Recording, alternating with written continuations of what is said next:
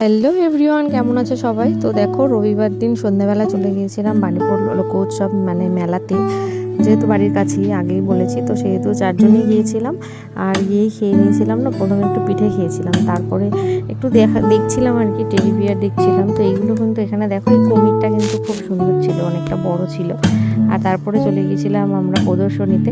আর প্রচুর ভিড় ছিল, যেহেতু আজকে সানডে ছিল, তো মেলাতে আজকে প্রচুর ভিড় ছিল, কিন্তু মানে হাঁটা যাচ্ছিল না, এতটাই ভিড় ছিল। তো যাই হোক, আমরা একটু লেট করে গেছিলাম, তবুও ভিড় ছিল। তো অনেক জিনিসপত্র দেখছিলাম, কিন্তু মেলাতে না প্রচুর দামও নিচ্ছে, জানো তো।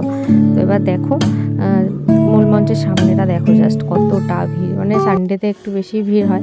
তারপরে এই যে দেখো কি সুন্দর, এই যে ওরা সেজে দাঁড়িয়ে আছে। ভেবেছিলাম একটু ছবি তুলবো, কিন্তু আর তোলা হয়নি।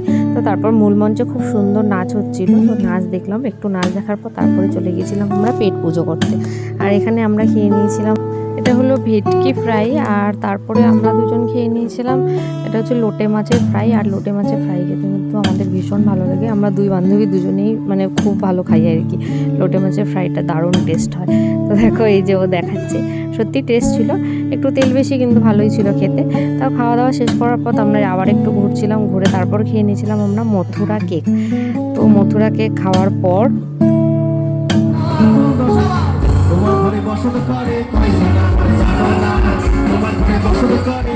জলপূরণ ব্যান্ড এসেছিল, তো প্রোগ্রাম দেখে আজকের দিনটা শেষ করলাম।